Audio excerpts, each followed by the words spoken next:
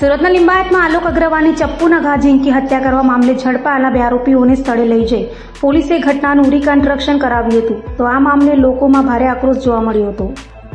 સુરતના લિંબાયત ખાતે આલોક અગ્રવાલની ચપ્પુના ઘા મારી ઘાતકી હત્યા કરવામાં આવી હતી, જે ઘટના સીસીટીવીમાં પણ કેદ થઈ હોય. લિંબાયત પોલીસે ત્વરિત તપાસ હાથ ધરી 3માંથી 2 હત્યારાઓને ઝડપી પાડ્યા હતા અને તપાસ કરતા એક તમાચા મામલે આલોકની હત્યા કરાઈ હતી. પોલીસે 2 હત્યારાઓ દીપક અને ભગવાનની ધરપકડ કરી છે, જ્યારે મુખ્ય આરોપી અશફાક અને અબરાર ભાગી છૂટતા વોન્ટેડ જાહેર કરાયા છે. તો ઝડપાયેલા આરોપીઓને સ્થળે લઈ જઈ પોલીસે ઘટનાનું રિકન્સ્ટ્રક્શન કરાવતા લોકો ભેગા થયા હતા અને લોકોમાં આરોપીઓ સામે ભારે આક્રોશ જોવા મળ્યો હતો.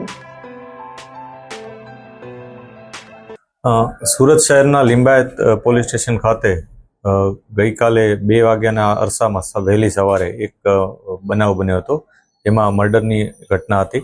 આ બનાવ અનુસંધાને પોલીસે તત્કાલ ત્યાંથી જે ઘટના બની હતી ત્યાંની વિગતો ચકાસવાની શરૂ કરી અને તરત જ જે ગણતરીના કલાકોમાં જે આરોપીઓ હતા એને આઈડેન્ટિફાઈ કરી અને એને પકડી પાડ્યા છે.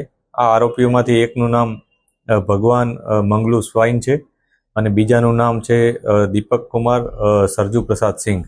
આ 2 આરોપીઓની પોલીસે ધરપકડ કરી છે. આ ઉપરાંત અન્ય 2 આરોપીઓ પણ આમાં સંડોવાયેલા છે. એમાંથી સ્થળ ઉપર મારનાર તરીકે અન્ય એક વ્યક્તિ અબરાર લસ્સી કરીને છે, પોલીસ હજી એને શોધી રહી છે. આ ઉપરાંત ચોથો વ્યક્તિ અશફાક કરીને છે. આમાં મૂળ જેનું કહી શકાય એ અશફાક છે કે અશફાકનો ઝઘડો જે મરણ જનાર છે એના સાથે થયો હતો અને એ ઝઘડા અનુસંધાને અશફાકના મિત્રો હતા. તો આ લોકોએ નક્કી કરેલ કે આને કઈ ને કઈ રીતના પાઠ ભણાવવો છે. એ પ્રકારની માનસિકતા સાથે એ લોકો આવ્યા હતા. ત્યાં જઈ અને એના સાથે આવી રીતના મારામારીનો બનાવ કરી અને એની હત્યા નિપજાવી હતી.